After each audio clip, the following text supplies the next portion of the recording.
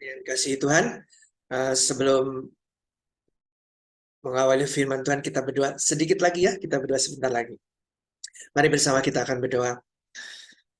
Bapa Surgawi, kami menghadapkan hati kami dan hidup kami ke hadapan Tuhan. Kami bersyukur bahwa Engkau yang menciptakan kami, Engkau yang menebus kami, Engkau yang telah memanggil kami. Dan pada saat ini pun Engkau yang telah memanggil kami dari berbagai tempat untuk bersama-sama berhimpun di ruang maya ini untuk mendengarkan firman Tuhan.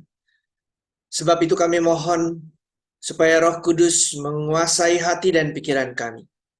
Ya Roh Kudus, urapi kami sehingga kami semuanya masing-masing boleh memahami firman Tuhan, pesan Tuhan kepada kami pribadi demi pribadi. Apa yang dikehendaki Tuhan, apa yang ada di hati dan pikiran Tuhan. Biarlah kami boleh mengerti sebagaimana hamba-Mu Kau berikan pencerahan untuk mengerti firman Tuhan. Biarlah pengurapan yang sama yang ada pada hamba-Mu turun atas setiap yang mendengar dan menonton pada saat ini. Dan kami semuanya boleh dicerahkan hati dan akal budi kami untuk memahami firman Tuhan. Kami mohon ini semua dan biarlah Roh-Mu terus memberkati kami dengan kehadiran Tuhan. Di dalam nama Yesus kami berdoa. Amin.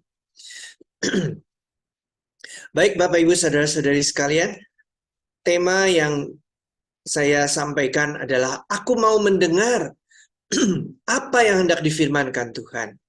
Tema ini didapatkan dari Mazmur pasal 85 ayat 9. Mazmur nomor 85 ayat yang ke-9. Saya mengambil teks-teks dari Alkitab Terjemahan Baru edisi kedua. Edisi kedua itu baru terbit tahun ini 2023. Edisi yang pertama tahun 1974, hampir 50 tahun yang lalu. Dan para editor penerjemah telah bekerja keras untuk memperbaiki terjemahannya sehingga menjadi lebih baik. Percayalah bahwa itu lebih baik dan lebih akurat. Di Mazmur 85 ayat 9 dikatakan, aku mau mendengar apa yang hendak difirmankan Allah. Sungguh Tuhan hendak berbicara tentang damai kepada umatnya dan kepada orang-orang yang dikasihinya, supaya jangan mereka kembali kepada kebodohan. Bapak, Ibu, Saudara-saudari sekalian, siapakah orang-orang yang dikasihi itu? Mereka yang mendengar Tuhan berbicara di dalam hati mereka. Dan yang menerima penghiburan dari perkataan Tuhan. Mereka yang telinga rohaninya menyimak bisikan roh dan akal budinya menerima pengajaran sang roh kebenaran. Adalah orang-orang yang dikasihi Tuhan, yang mata rohaninya tercelik sehingga melihat realitas alam roh dan fokusnya tertuju kepada hal-hal yang tidak kelihatan lebih daripada sekedar hal-hal yang kelihatan saja. Betapa bahagianya kekasih-kekasih Tuhan Yesus yang sehari-hari menyelidiki kebenaran firman Tuhan untuk memahami misteri ilahi demi misteri ilahi. Berbahagialah mereka yang mengekspresikan kasih sayangnya kepada Tuhan dengan menyediakan waktu untuk bergaul dengan Tuhan dan duduk bersimpuh di kakinya. Untuk bercengkrama dengan sang kekasih jiwa yang telah menyayanginya sedemikian sehingga rela menyerahkan nyawanya. Sang pemazmur berkata, aku hendak mendengar, katanya, dan sungguh Tuhan hendak berbicara. Yakinlah akan hal ini, saudara-saudariku yang dikasihi Tuhan. Seberapa besarnya keinginan kita mendengar Tuhan, Tuhan itu lebih rindu lagi untuk berbicara kepada kita. Sisihkanlah waktu yang terbaik untuk mendengarkan Dia. Singkirkan HP, cari tempat menyendiri, arahkan hati kepada Roh Kudus yang bertahta di hatimu. Nanti engkau mendengar suara Tuhan Allahmu berbicara kepadamu. Dia akan berkata, akulah damai sejahteramu, katanya. Akulah keselamatanmu, akulah pertolonganmu, akulah kasih, kesetiaan, kebaikan dan keadilan. Firman Dia yang kudus. Saya akan membacakan seluruh Mazmur 85 itu bagi Bapak, Ibu, dan saudara-saudari sekalian. Biarlah Anda menyimak baik-baik Saya membacakannya dari terjemahan baru edisi yang kedua. Mulai dari ayat 2, Engkau telah berkenan pada tanahmu ya Tuhan, telah memulihkan keadaan Yakub. Engkau telah mengampuni kesalahan umatmu, telah menutupi segala dosa mereka. Engkau telah menyurutkan segala amarahmu, telah meredakan murkamu yang menyala-nyala. Pulihkanlah kami ya Allah penyelamat kami, dan buanglah sakit hatimu kepada kami. Untuk selamanyakah engkau murka atas kami, dan melanjutkan murkamu turun-temurun? Apakah engkau tidak mau memulihkan hidup kami kembali, sehingga umatmu bersuka cita karena engkau? Perlihatkanlah kepada kami kasih setiamu ya Tuhan, dan berikanlah kepada kami pertolonganmu. Aku mau mendengar apa yang hendak difirmankan Allah. Sungguh, Tuhan hendak berbicara tentang damai kepada umatnya dan kepada orang-orang yang dikasihinya, supaya jangan mereka kembali kepada kebodohan. Sungguh, pertolongannya dekat pada orang-orang yang takut akan Dia, sehingga kemuliaannya tinggal di negeri kita. Kasih dan kesetiaan akan, keadilan dan damai sejahtera akan bercium-ciuman. Kesetiaan akan tumbuh dari bumi, dan keadilan akan menjenguk dari langit. Bahkan Tuhan akan memberikan kebaikan, dan tanah kita akan memberi hasilnya. Keadilan akan berjalan di hadapannya, dan Ia menjejakkan kakinya di jalan itu. Terberkatilah kita yang mendengar dan merenungkan firman-Nya. Bapak, Ibu, Saudara-saudari, apakah betul Tuhan berkenan kita jumpai? Apakah Tuhan mau berbicara dengan kita? Pasti. Dan itu bukan karena kita lebih suci dan lebih baik dari orang lain, tetapi karena janjinya sendiri. Di Ulangan 4 ayat 29, Ulangan 4 ayat 29 dikatakan, tetapi di sana pun engkau akan mencari Tuhan Allahmu dan menemukannya, asalkan engkau mencari Dia dengan segenap hatimu dan dengan segenap jiwamu. Saya bacakan sekali lagi. Tetapi di sana pun engkau akan mencari Tuhan Allahmu dan menemukannya, asalkan engkau mencari Dia dengan segenap hatimu dan dengan segenap jiwamu. Jadi jika kita mencari Tuhan, Dia akan memberi dirinya ditemukan. Ini adalah janji Tuhan. Pertanyaannya, mengapa banyak orang sepertinya tidak menemukan Tuhan? Dan alasannya ada di dalam ayat ini. Karena mencari Tuhannya setengah hati, tidak dengan segenap hati. Janji Tuhan ada syaratnya. Asalkan engkau mencari Dia dengan segenap hatimu dan dengan segenap jiwamu, maka engkau akan menemukan Dia. Ulangan 4 ayat 30, yaitu ayat sesudahnya. Apabila di kemudian hari engkau dalam keadaan terdesak dan segala hal ini menimpamu, maka engkau akan kembali kepada Tuhan Allahmu dan mendengarkan suaranya. Ada kalanya kita kesusahan, kita terdesak, dan malapetaka mungkin menimpa kita. Lalu barulah di situ kita kembali kepada Tuhan. Tetapi ketika kembali kepada Tuhan, Tuhan tidak berdiam diri. Dia akan memperdengarkan suaranya kembali kepada kita. Tuhan itu panjang sabar dan penuh pengampunan. Tuhan tahu bahwa akan ada orang-orang yang tidak menemukan Dia karena tidak mencari Dia dengan segenap hati dan segenap jiwa. Bahwa kebanyakan orang mencari hal-hal duniawi demi kesenangannya. Dan hanya dalam keadaan terdesak saja, dan ketika segala sesuatu buruk adanya menimpa dia, baru mereka mau kembali kepada Tuhan. Dan saya percaya tidak ada seorang pun di antara Anda yang seperti itu. Karena Anda rajin mencari Tuhan, bersekutu. Dan saya melihat persekutuan COC tambah lama tambah banyak yang hadir. Tuhan itu terlalu baik, Bapak, Ibu, Saudara-saudari sekalian. Dia panjang sabar dan penuh belas kasihan. Dan seperti Bapa yang baik, Dia akan kembali berbicara kepadamu. Dan engkau akan mendengar suaranya lagi. Ayat berikutnya, ayat 31. Sebab Tuhan Allahmu adalah Allah penyayang. Ia tidak akan meninggalkan atau memusnahkan engkau. Dan Ia tidak akan melupakan perjanjian yang diikrarkannya dengan sumpah kepada nenek moyangmu. Pada waktu engkau, saudara-saudariku, berada di dalam kesusahan, Ingatlah, Tuhan Allahmu adalah penyayang. Dia tidak akan meninggalkan atau memusnahkan engkau. Ia tidak akan melupakan perjanjian yang diikrarkannya dengan sumpah kepada nenek moyangmu. Hampirilah dia kembali. Bersimpuhlah di kakinya. Biarkan dia menguatkan dan menghibur hatimu. Dan ketika engkau duduk bersimpuh di kakinya, mendengarkan dia, hatinya senang. Dia akan berkenan kepadamu seperti hati Tuhan Yesus kepada Maria di Betania. Dan seperti Samuel yang masih kanak-kanak itu, kita akan berkata kepadanya, berfirmanlah Tuhan, sebab hamba-Mu ini mendengarkan. Dalam bahasa Indonesia kuno, aku menyendengkan telingamu kepadamu. Berkata-katalah ya Tuhan. Saya selalu ingat opa saya pendeta.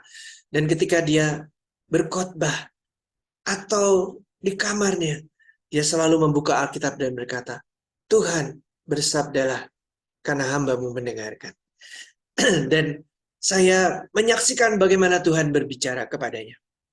Bapak, Ibu, Saudara-saudari sekalian, yang dipesankan Tuhan pada hari ini kepada Anda sekalian, yaitu yang terutama, Tuhan ingin berbicara langsung kepadamu, bukan melalui orang lain. Terutama, Tuhan ingin berbicara kepadamu, bukan melalui orang lain.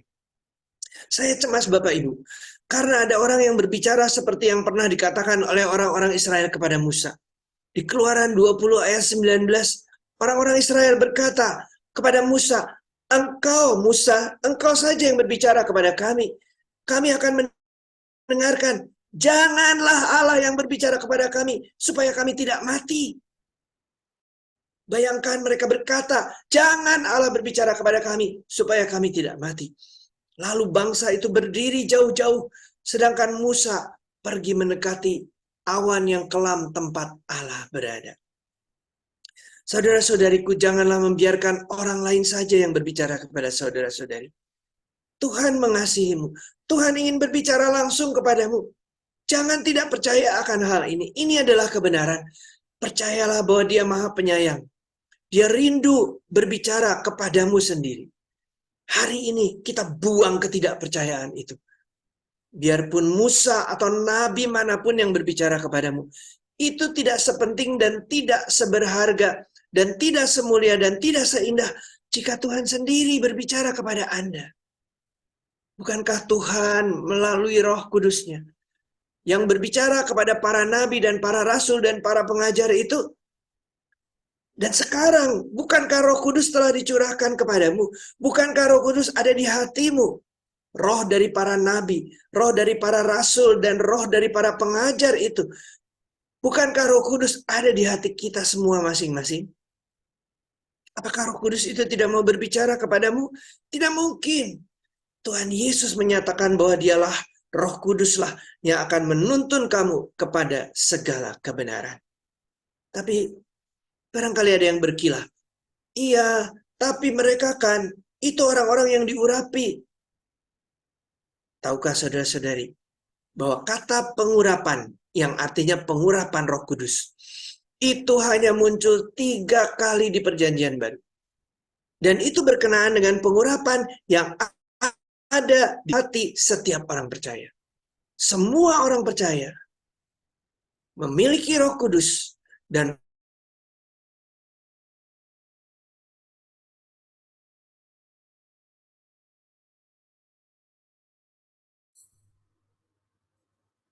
Ya, Pak, itu masih di mute, Pak. Ya.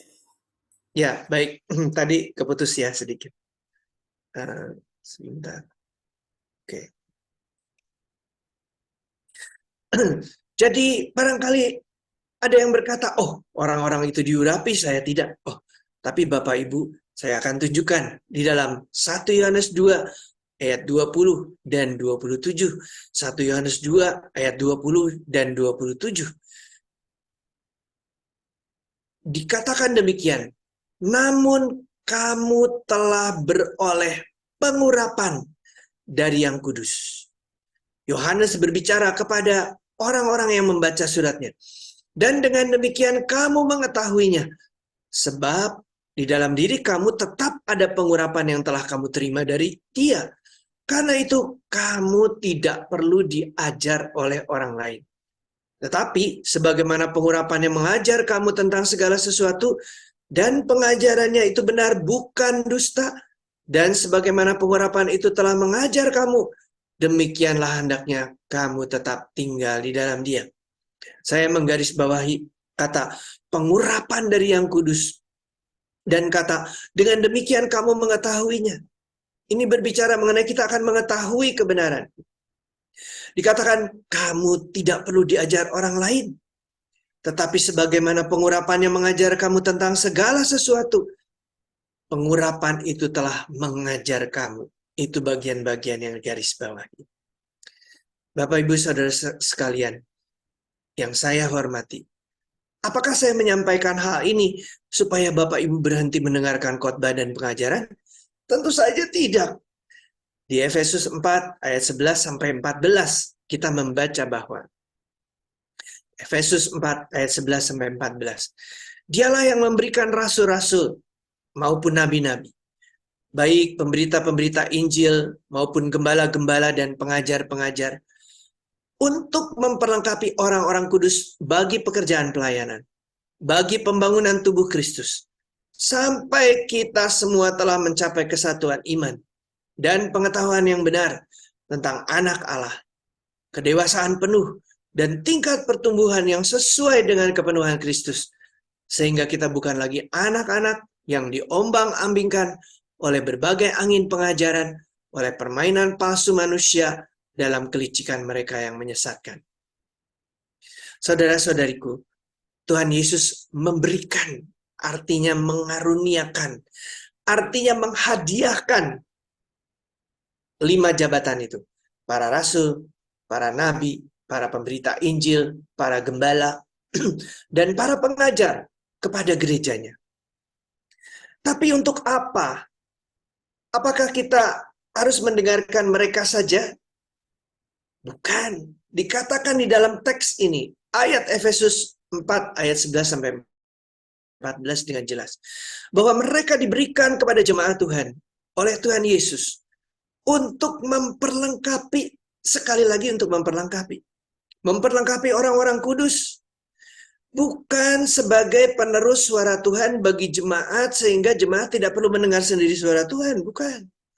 Kelima jabatan pelayanan itu dianugerahkan kepada tubuh Kristus untuk memperlengkapi orang kudus, kita semuanya yang telah dikuduskan, dibenarkan, dikuduskan, dan memiliki Roh Kudus, supaya kita melakukan pekerjaan pelayanan. Para hamba Tuhan berkhotbah, mengajar, bernubuat, supaya anggota jemaat melayani. Dan jemaat harus melayani supaya tubuh Kristus terbangun. Sampai kapan? Sampai kita semua telah mencapai kesatuan iman dan pengetahuan yang benar tentang anak Allah. Nabi-nabi dan pendeta-pendeta diberikan Tuhan supaya kita semua menjadi dewasa penuh.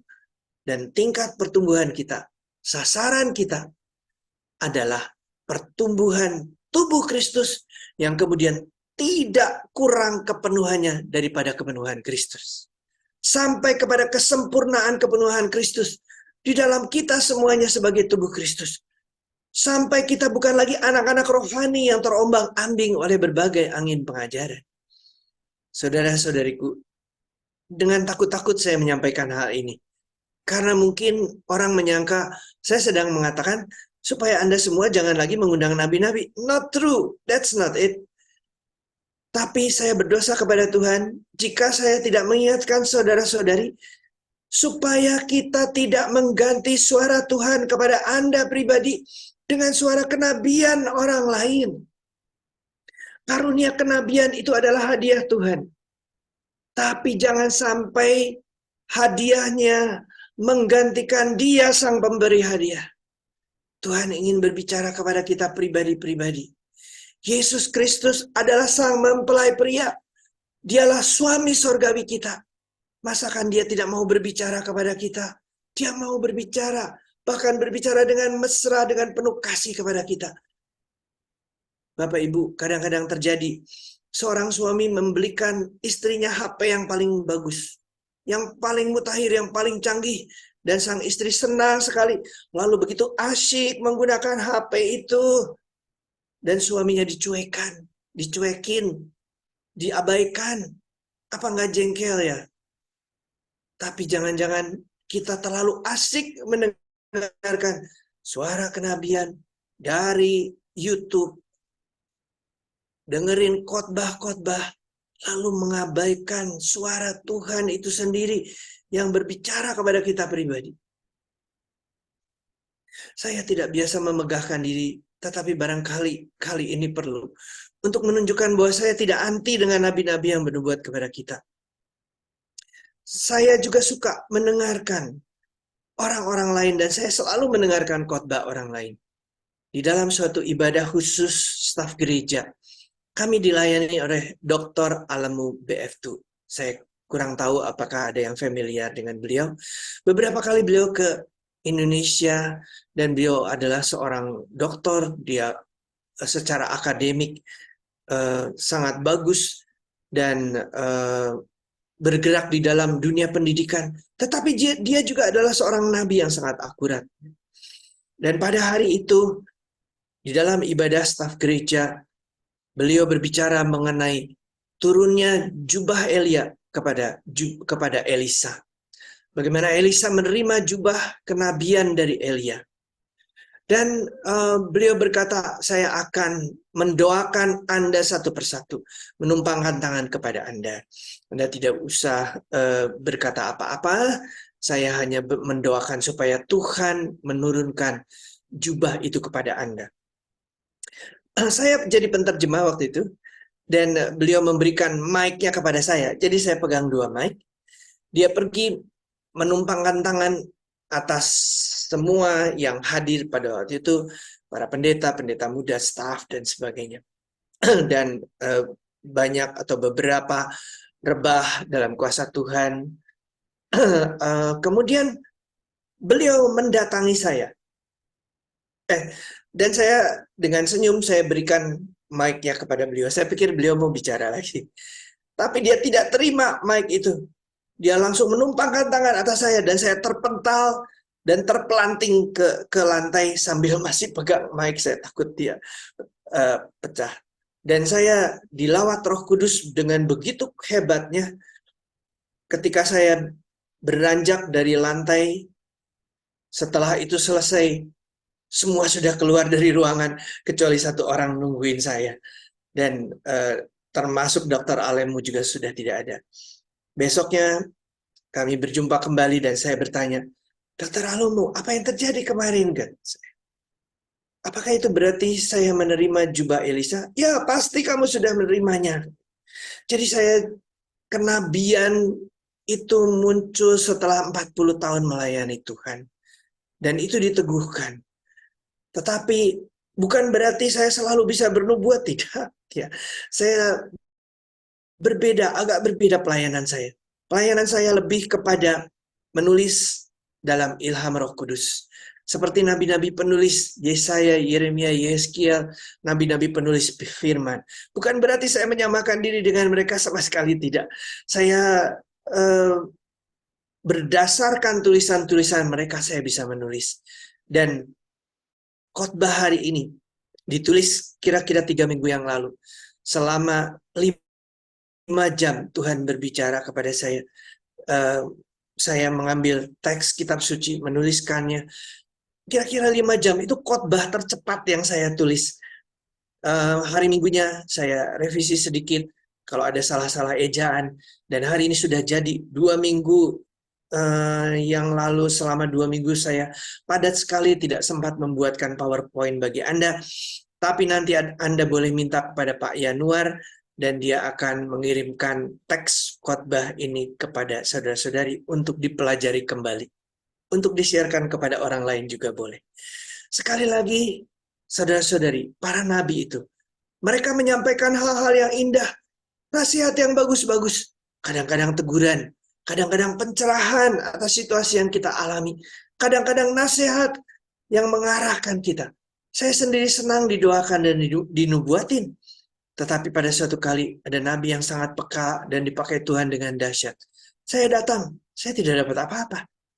Kemudian nabi lain yang reputasinya lebih internasional lagi. Tapi Roh Kudus tidak mengizinkan saya datang. Dan baru ketika saya menyusun khotbah ini, saya mengerti alasannya. Tuhan itu cemburu.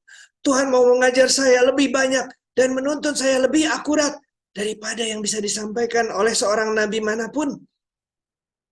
Dan Bapak Ibu, bukan kepada saya saja Tuhan ingin berbicara. Dia ingin berbicara kepada Anda sekalian dan masing-masing. Please believe this. Percayalah, dia mengasihimu dan dia ingin berbicara kepadamu. Mengapa kita kecewa jika Nabi tidak menyampaikan perkataan nubuat kepada kita? Tetapi kita santai saja ketika Tuhan tidak berbicara kepada kita. Jika bukan Tuhan yang berbicara kepada kita, siapa yang bisa menyalakan api cinta Tuhan di hati kita?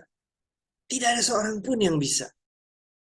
Mendengar kata-kata indah, tetapi siapa yang bisa menolong kita melakukannya?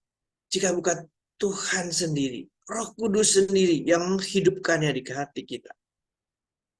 Kadang-kadang para nabi itu berbicara dengan perumpamaan. Kadang-kadang dengan bahasa yang tidak terang-terangan. Mengapa? Kita pengennya mereka memberitahu kita dengan lebih akurat, lebih tajam. Dan barangkali kita berpikir, jangan-jangan mereka tidak mendengar dengan jelas. Tetapi saya tahu, itu karena Tuhan ingin kita yang kemudian datang kepada Tuhan. Mohon dia sendiri mencerahkannya, menjelaskannya kepada kita. Berbicara kepada Roh Kudus yang di hati kita. Tolonglah Roh Kudus, cerahkan batinku supaya aku mengerti apa maksudmu melalui kata-kata Nabi ini. Tetapi kadang-kadang kita begitu tidak memahami hatinya Tuhan. Luput dari perhatian kita bahwa dia sedang menghimbau kita, memanggil kita untuk mendekat kepadanya. Sehingga kita cuma terbingung-bingung dan terbengong-bengong saja. Mari berdoa bersama saya. Tuhan, kami bertobat. Hari ini kami bertobat, Tuhan. Kami mohon Kau berbicara kepada kami kembali. Pribadi demi pribadi, firman-Mu adalah roh dan kehidupan. Biarlah manusia roh kami mendengar firman-Mu dan hidup. Kami tidak bisa hidup tanpa firman-Mu dan roh-Mu. Tariklah kami, himbaulah kami kembali kepada Tuhan.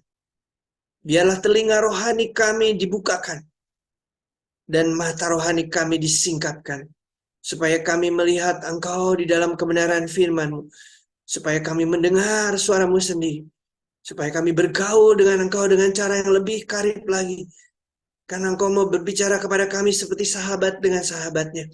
Engkau yang berkata bahwa kami bukan lagi hamba, karena hamba tidak tahu apa isi hati tuannya, tetapi bahwa kami adalah sahabat, karena sahabat tahu isi hati sahabatnya. Berbicaralah lagi kepada kami Tuhan, karena kami hamba-hambamu, anak-anakmu, sahabat-sahabatmu, mau mendengarkan Engkau. Hari ini kami berbalik, kami memalingkan hati kami kepadamu, di dalam nama Tuhan Yesus Kristus. Saudara-saudari, kita akan lanjutkan. Yang terutama, Tuhan berbicara melalui Alkitab, yaitu firman-Nya yang tertulis. Apakah dia berbicara melalui hal lain? Yes. Peristiwa-peristiwa yang terjadi, alam semesta, melalui bencana, ada kalanya Tuhan berbicara. Tetapi yang terutama, dan yang ada pada kita saat demi saat, adalah Alkitab ini. Kita bisa membacanya setiap saat. Yakobus 1 ayat 19-25 saya akan bacakan bagi Anda. Yakobus 1, 19-25. Saudara-saudaraku yang terkasih, ingatlah hal ini. Setiap orang hendaklah cepat untuk mendengar, tetapi lambat untuk berkata-kata, dan juga lambat untuk marah. Sebab kemarahan manusia tidak mengerjakan kebenaran di hadapan Allah. Sebab itu buanglah segala sesuatu yang kotor dan kejahatan yang begitu banyak itu, dan terimalah dengan lemah lembut firman yang tertanam di dalam hatimu, yang berkuasa menyelamatkan jiwamu. Saya menggarisbawahi kata cepat untuk mendengar, bukan cepat untuk berkata-kata. Lambatlah untuk berkata-kata, tetapi cepatlah untuk mendengar. Dan kemudian terimalah dengan lemah lembut firman yang tertanam di dalam hatimu. Janganlah mengeraskan hatimu, terimalah firman-Nya. Firman itulah yang berkuasa menyelamatkan jiwamu.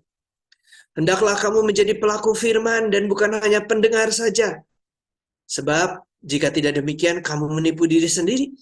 Sebab jika seseorang hanya mendengar firman saja dan tidak melakukannya, dia seumpama seseorang yang sedang memandang mukanya yang sebenarnya di depan cermin.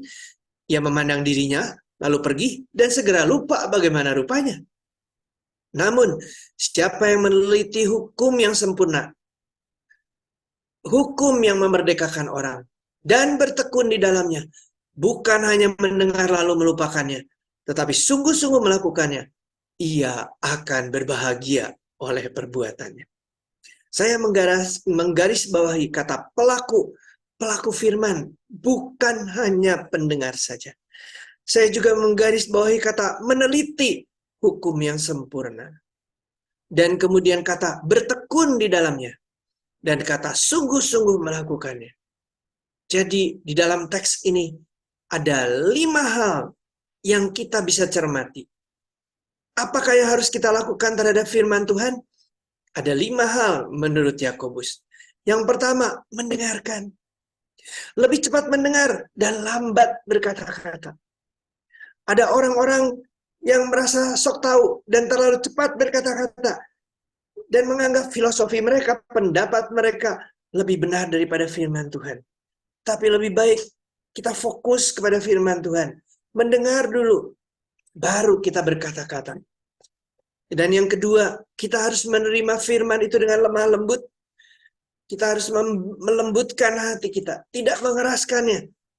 Karena firman itu berkuasa menyelamatkan jiwamu. Yang ketiga, kita harus melakukannya. Bahkan melakukannya dengan sungguh-sungguh. Sekuat tenaga kita mewujud nyatakan. Firman yang kita dengar itu bukan cukup mendengar saja. Karena kalau hanya mendengar saja, berarti menipu diri sendiri dan melupakan firman itu. Terimalah dengan hati, dengarkan dengan telinga, dan lakukan firman itu. Keempat, kita harus menelitinya. Oh, ini bukan hanya pekerjaan para pengajar saja, Bapak Ibu. Kita semua, Yakobus mengatakan kepada jemaat, kita harus meneliti firman yang sanggup memerdekakan itu. Pelajari firman dengan cermat. Jangan puas dengan pengertian yang sepintas lalu. Belilah buku-buku yang bermutu yang menafsirkan firman dengan baik, dan dengan demikian engkau akan dimerdekakan. Kita hafal Yohanes 8 ayat 31-32. Jikalau kamu tetap dalam firman-Ku, kamu benar-benar murid-Ku dan kamu akan mengetahui kebenaran itu, dan kebenaran itu akan memerdekakan kamu. Jika kita mempelajarinya cukup mendalam, maka kita akan hafal dengan sendirinya firman ini. Saudara-saudara, ada 31.000 ayat lebih di dalam Alkitab. Dan kalau kita kira-kira sudah 20 tahun pergi ke gereja tiap minggu, kita barangkali akan mendengar pembahasan, menurut saya paling-paling 1.000 ayat. Dan kalau kita rajin persekutuan di tengah-tengah minggu, kita akan mendengar kira-kira 1.000 ayat lagi. Bagaimana dengan yang 29.000? Itu juga adalah firman-firman Tuhan yang penting. Dan kita perlu waktu untuk mempelajarinya satu demi satu. Karena semuanya itu adalah firman yang berharga yang keluar dari mulut Tuhan. Yang keluar dari pikiran Tuhan untuk kita semuanya. Saudara-saudara mempelajari firman Tuhan itu. Gak usah pikir, wah kok sukar sekali ya. Enggak. Baca dengan cermat. Itu saja rahasianya. Pelan-pelan dengan teliti. Sebab itu saya tidak membaca terlalu banyak lagi. Paling-paling satu perikop. Baca berulang-ulang.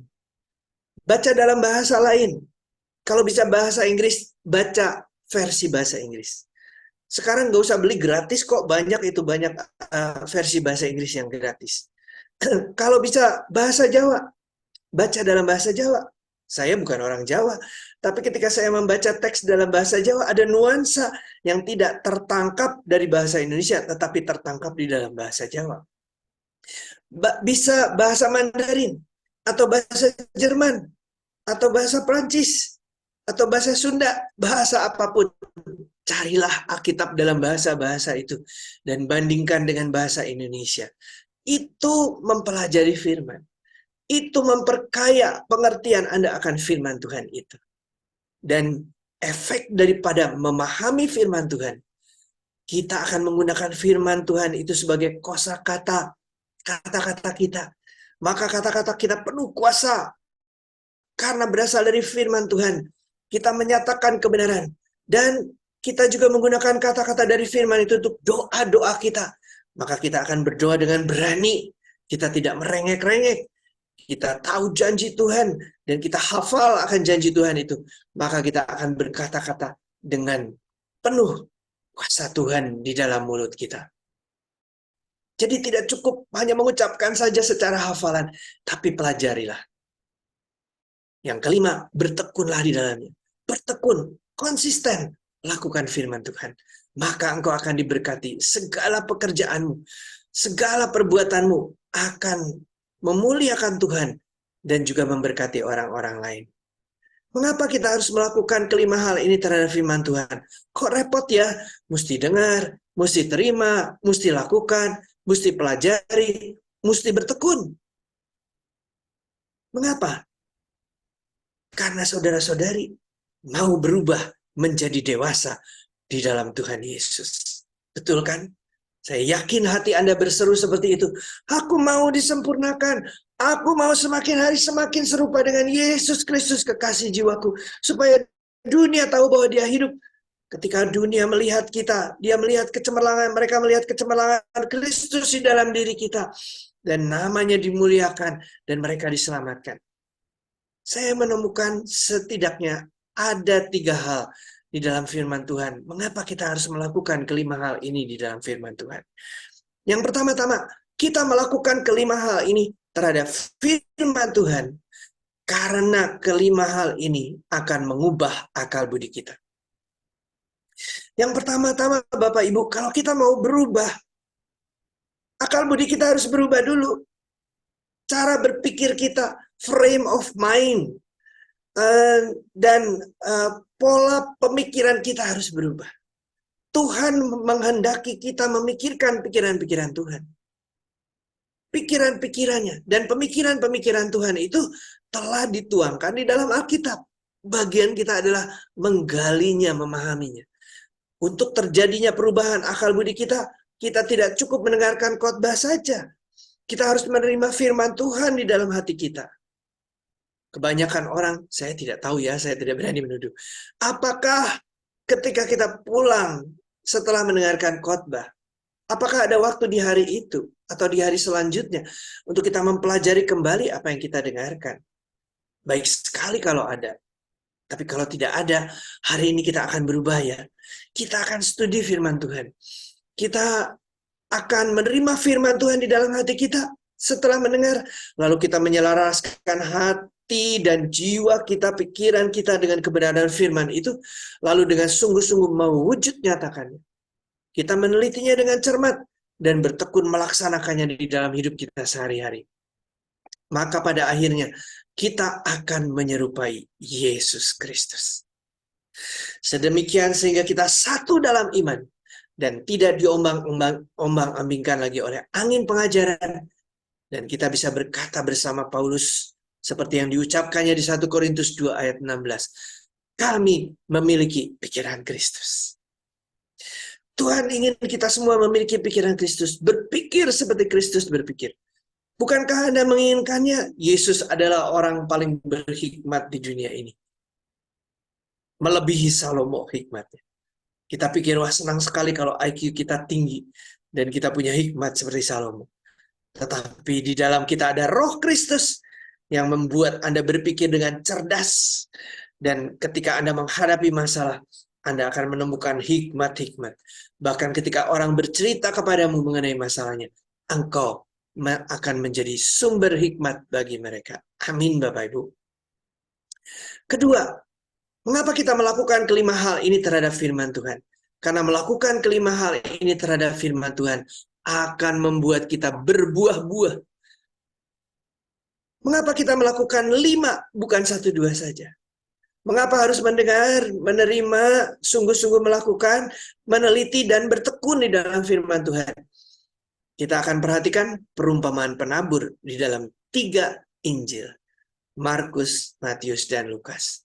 Di Markus 4 ayat 14, Markus 4 ayat 14, dikatakan penabur itu menaburkan firman. Jadi ini jelas perumpamaannya. Yang diceritakan Tuhan Yesus perumpamaan tentang penabur, yang ditabur itu, benih itu gambaran, simbol, perumpamaan dari firman. Maka kita membayangkan firman itu yang kita dengar masuk di dalam hati kita, seperti benih jatuh di lahan hati kita, dengan satu dan lain cara, melalui pendengaran, melalui kita membaca, atau melalui sharing dengan orang lain, firman Tuhan ditaburkan di hati Anda. Tetapi, kata Tuhan Yesus, tidak semuanya bertumbuh. Firman yang ditaburkan itu, sekalipun yang menaburkannya adalah roh Tuhan sendiri, tidak semuanya bertumbuh.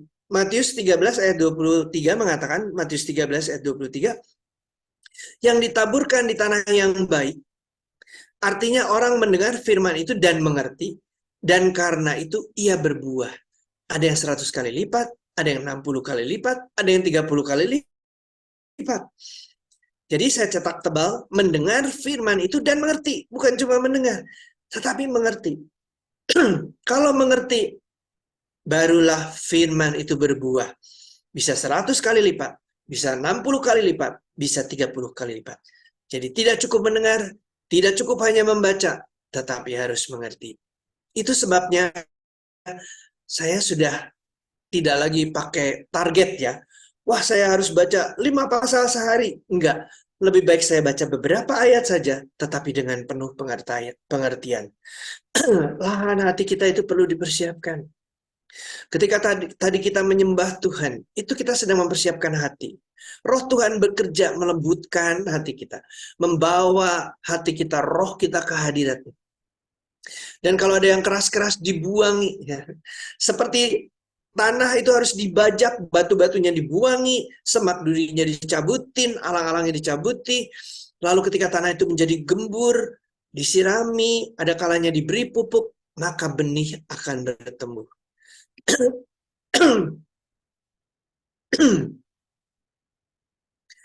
Jadi kita perlu tempat di mana kita bisa berkonsentrasi. Lalu kita akan meneduhkan pikiran kita di dalam doa, dalam merenung. Kita membaca dengan cermat kalimat demi kalimat, anak kalimat demi anak kalimat, kata demi kata. Dan jika ada kata yang kurang dipahami, buka kamus, buka tafsir-tafsir. Ada banyak yang gratis ya, dan kita bisa mengerti dengan lebih jelas. Di Lukas 8 ayat 15, Lukas 8 ayat 15 dikatakan, yang di tanah yang baik, artinya orang-orang mendengar firman itu, menyimpannya dalam hati yang baik, dan mengeluarkan buah dalam ketekunan. 2 kata di sini, menyimpannya dalam hati yang baik, dan mengeluarkan buah dalam ketekunan. Simpan dalam hati, bertekun, maka firman itu akan mengeluarkan buahnya. Jadi setelah kita mendengar, kita menerima dan mengerti, kita juga menyimpan di hati yang baik, maka firman itu akan berbuah. Dan setelah berbuah, kita harus membiarkannya terus berbuah, semakin lebat. Dengan bertekun, maka buahnya akan berkali lipat ganda dari benihnya. Bisa 100 kali, bisa 60, bisa 30 kali lipat. Kelima, kata kerja itu penting sekali. Saya menduga bahwa banyak orang Kristen tidak bertumbuh, tidak berbuah, karena hanya melakukan 2-3 hal saja, atau bahkan kurang dari itu. Jadi, saudara-saudari, yang ketiga, kita mempelajari dan menaati firman. Mengapa kita mempelajari dan menaati dan melakukan kelima hal ini? Karena itulah tandanya kita mengasihi Tuhan. Yohanes 14 ayat 15 sampai dengan 24, cukup panjang, saya akan bacakan. Yohanes 14, 15 sampai 24. Sebentar.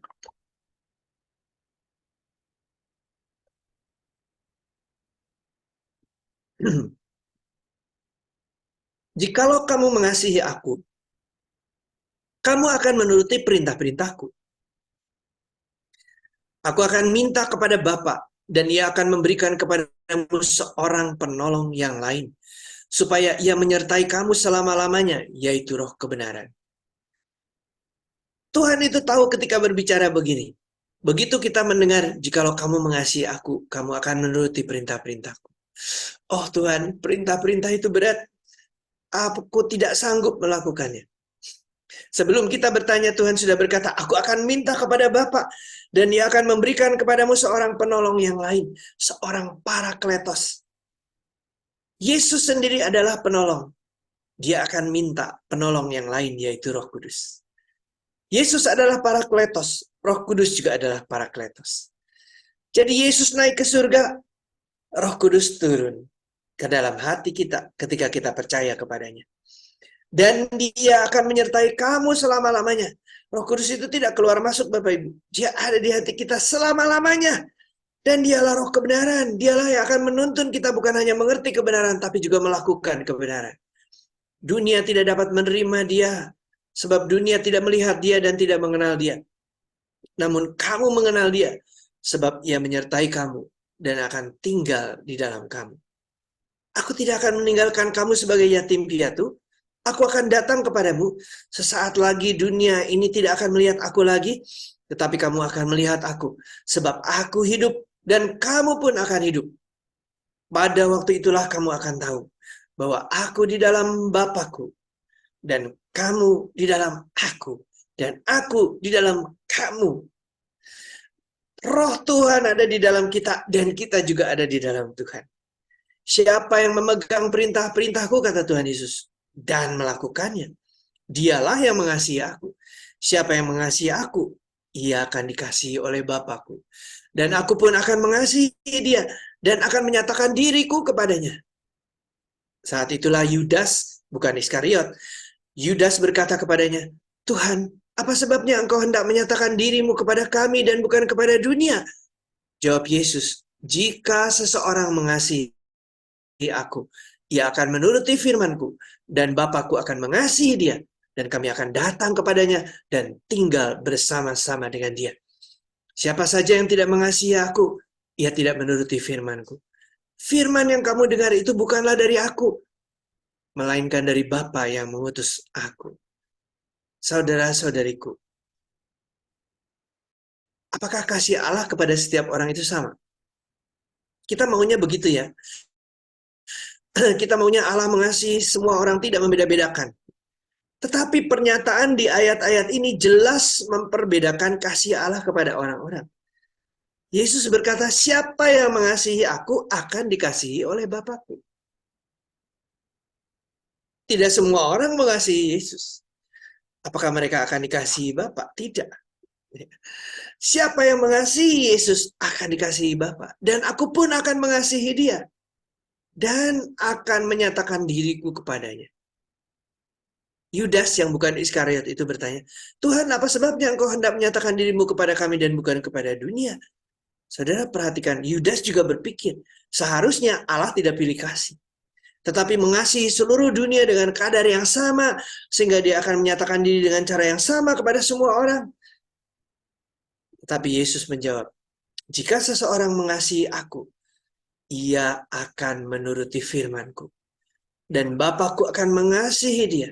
Dan kami, bayangkan, bukan hanya Yesus Kristus, tapi Bapa Surgawi akan datang kepadanya dan tinggal bersama-sama dengan dia. Bapak Ibu saudara-saudara sekalian, jika engkau mengasihi dia, Yesus Kristus tinggal di hatimu, dalam rohnya. Roh Bapa juga tinggal di dalam hatimu. Dan itu keajaiban yang luar biasa. Di sini ada kata sambung jika.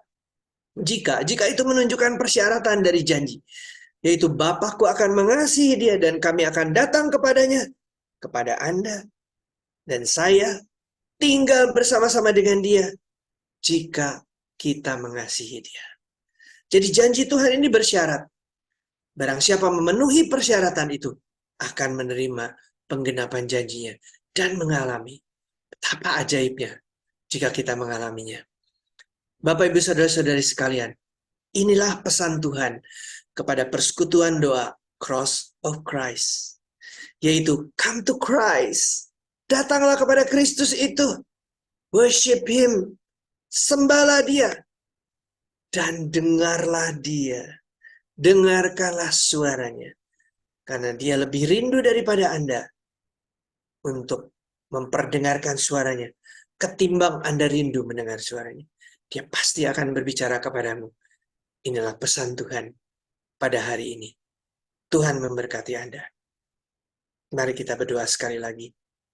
Kami mendengarkan firman-Mu yang menimbulkan pengharapan. Bahwa kami boleh mendengar suara-Mu Tuhan. Suara-Mu yang lembut merdu itu. Berkata-katalah kepada anak-anak-Mu. Dan jika ada satu dan lain hal yang menghalang-halangi siapapun di antara anak-anak-Mu untuk mendengar suara-Mu, hari ini biarlah terjadi terobosan. Biarlah ada kuasa Tuhan dinyatakan.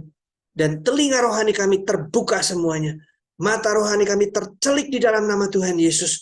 Dan semua selubung-selubung yang menutupi mata kami dari pengertian direbut di dalam nama Tuhan Yesus. Direnggutkan dan dilepaskan dari mata hati kami semua anak-anak-Mu. Dan kalau ada yang membuat kami tidak bisa mendengar juga, yang menyumbat telinga kami, di dalam nama Tuhan Yesus kami hardik sumbat itu. Dan tercabut semuanya di dalam nama Yesus.